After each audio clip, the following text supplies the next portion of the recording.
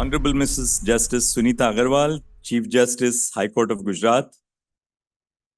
Shri Rishikesh Patel, Cabinet Minister, Law and Justice, Government of Gujarat.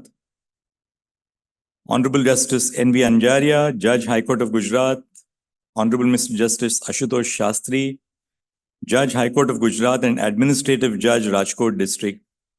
Advocate General, Shri Kamal Trivedi. Mr. R.T. Vachani, Principal District Judge, Rajkot. Members of the District Judiciary. और Rajkot bar association के लोकप्रिय अध्यक्ष mister Bakul V Rajani.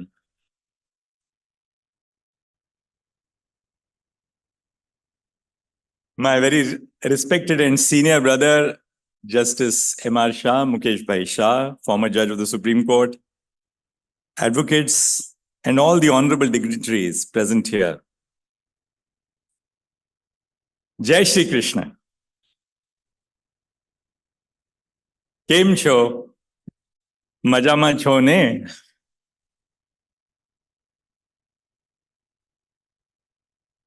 આ સંતો મહંતોની પવિત્ર ભૂમિ ઉપર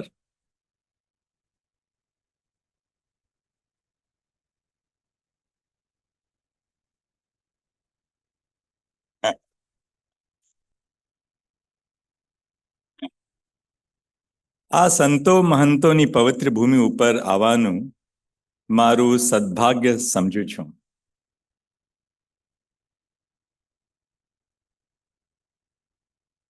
મને જે માહિતી મળી છે તે મુજબ આ રંગીલા રાજકોટની સ્થાપના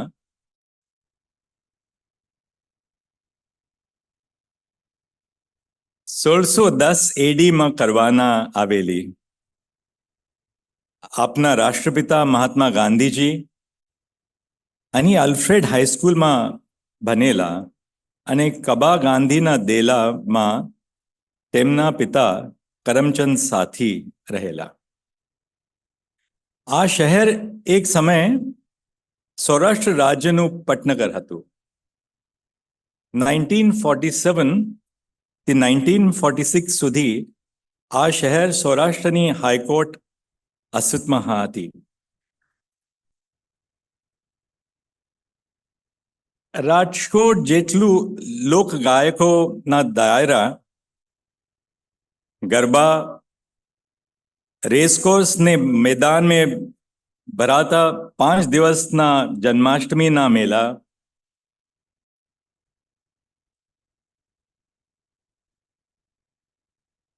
રાજકુમાર college, diesel engine, submersible pump, forging, casting, bearing, machine tools વગેરેના ઉદ્યોગો, સોના ચાંદીના દાગીના,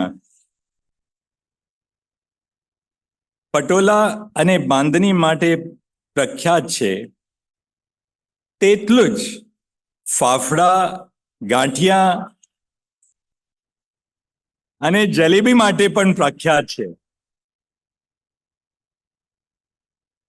આખા રાજકોટમાં ચાની દુકાનો, લારીઓ અને પાનના ગલ્લા ગણવા બેસીએ તો રાત પડી જાય. મેં એવું સંભાળ્યું છે કે આ શહેર કાયદેસર રીતે રોજ બપોરે 1 વાગ્યા થી 4 વાગ્યા સુધી સૂઈ જાય છે અને પછી રાત્રે 1 વાગ્યા સુધી રેસકોર્સની પાલી ઉપર બેસીને મોજ કરે છે.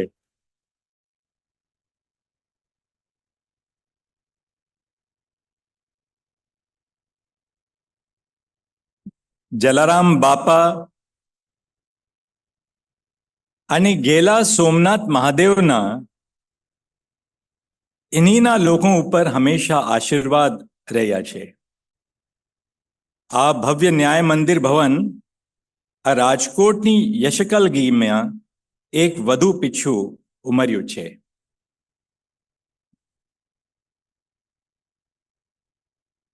मुझे खुशी है कि आज मुझे महात्मा गांधी और सरदार पटेल की धरती गुजरात में आने का सौभाग्य मिल रहा है, जिस धरती ने न सिर्फ इन दोनों विशाल व्यक्तियों को जन्म दिया, भारत की स्वतंत्रता के बीजों को पोषित किया।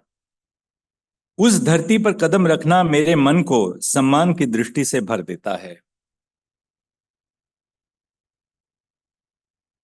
यहां होना न केवल मुझे भारत के सुनहरी अतीत से जोड़ता है, बल्कि प्रगति, एकता और समावेशिता की दिशा में चल रही यात्रा में योगदान देने की जिम्मेदारी की भावना भी पैदा करता है।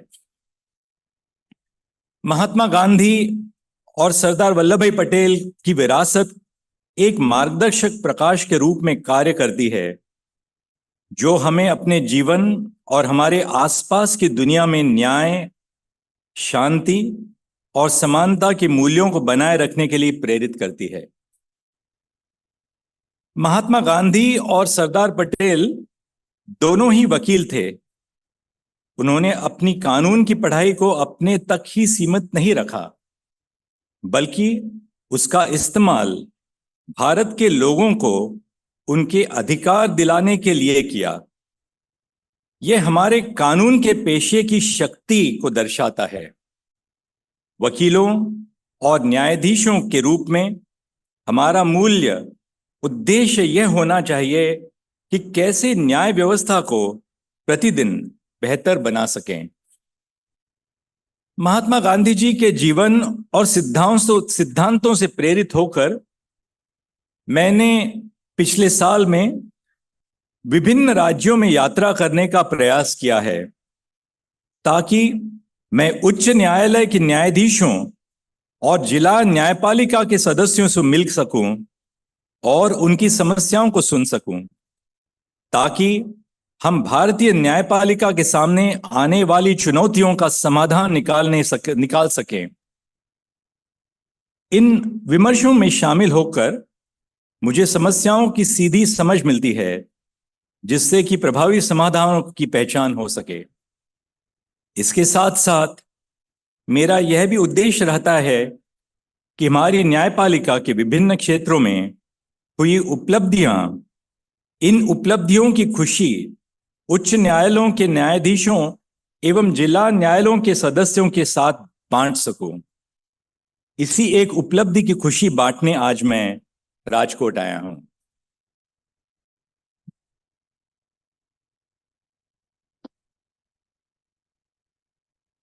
As we stand today on the cusp of a new era with this magnificent new district court building, it is essential to recognize that Rajkot district stands as the fourth largest district in the state, with a dedicated team of 63 judges at the headquarters and 10 different talukas.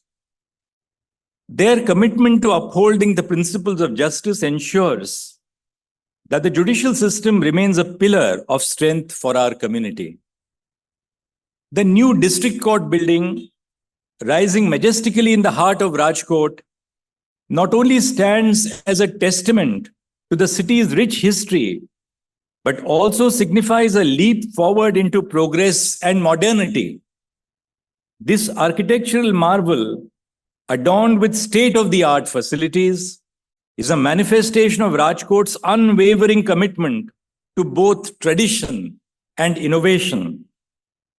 In this juxtaposition of old and new, the city proudly unveils a judiciary that stands ready to meet the dynamic demands of justice in the 21st century. Speaking of dreams, I remember a funny saying that captures the spirit of Gujarat. They say that while the rest of the world rushes to embrace new technologies, a Gujarati will find a way to innovate even the simplest of things. For instance, turning a chai break into a business strategy meeting is quintessential Gujarati humor, highlighting the entrepreneurial spirit ingrained in every aspect of life here. Yet beyond the laughter lies the core essence of progress in Gujarat, the ability to adapt and evolve.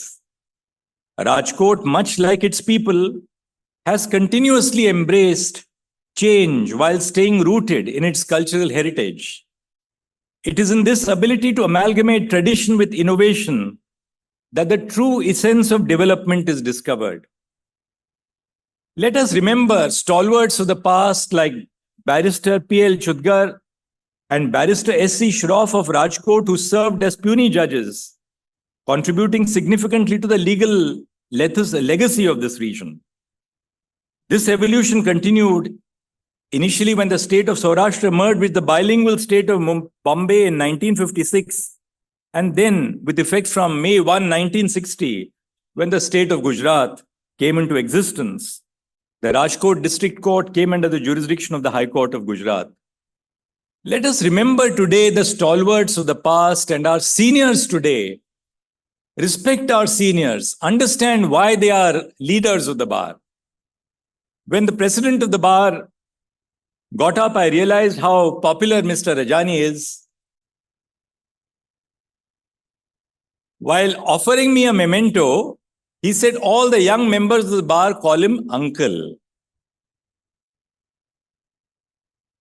This is how we respect those who have come before us in the profession. Ours is a profession which builds on the traditions of the past and innovates for the future.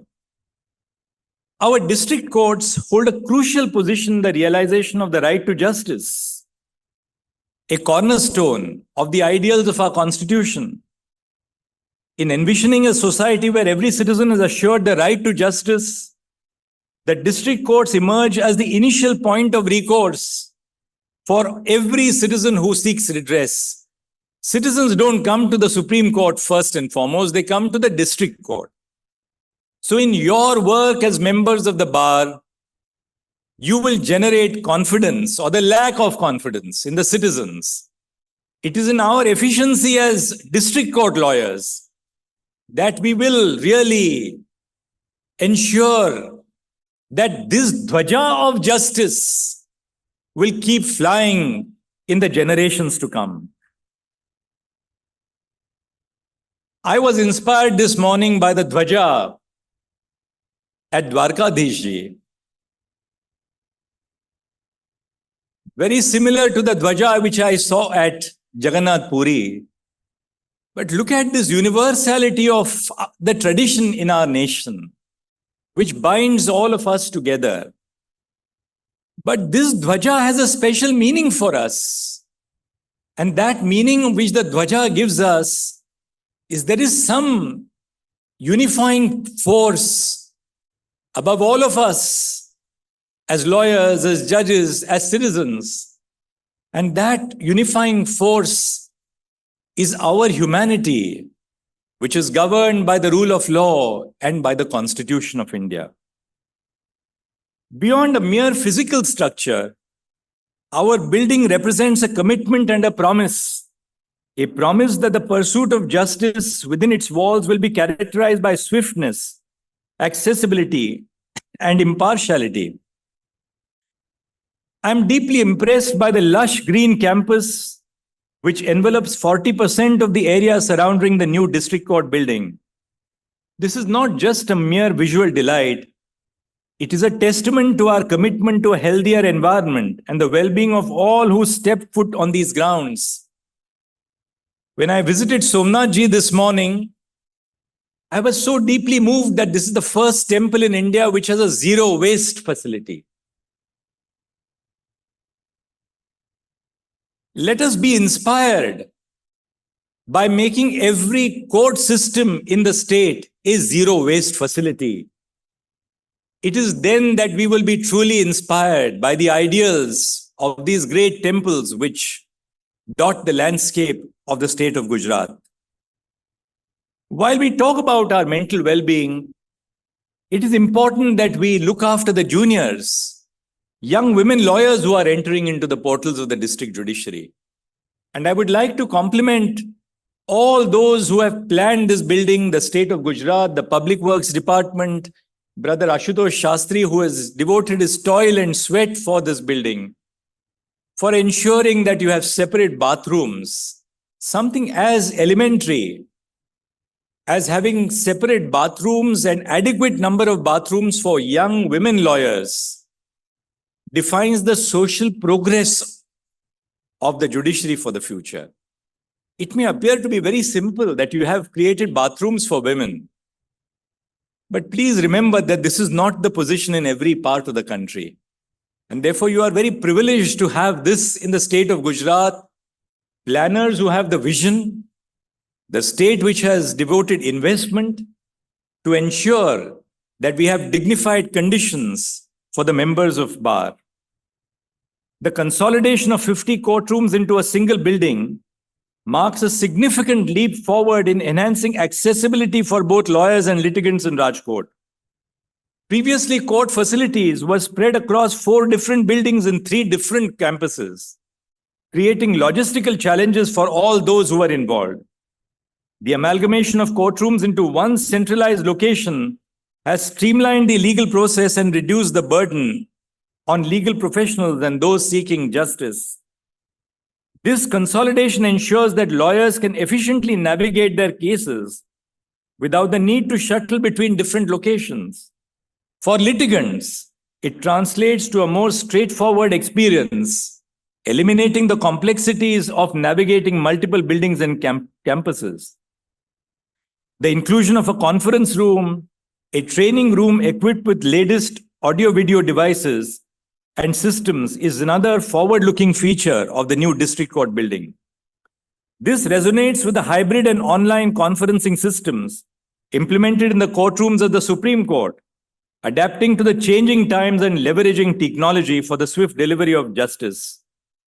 Optimizing technology within the judiciary is not just about modernization. It is a strategic move towards democratizing access to justice.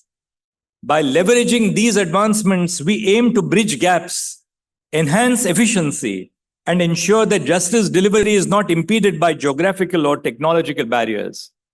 During the years of the COVID-19 pandemic, Brother Justice MR Shah and I sat together on the bench of the Supreme Court, dealing with serious cases in our own offices. We couldn't access the physical spaces of the Supreme Court, but we dealt with not only the urgent cases, but every case which came up before our bench. And by that, we gave access to justice to our citizens. We have created a new vulnerable witness deposition centers for child witnesses, women who are victims of gender violence. We have an ADR center which promotes the principle, mediate, don't litigate. Mediation does not take away work from lawyers, it creates new work for lawyers. Across India today, the lawyers are at the forefront of the mediation movement.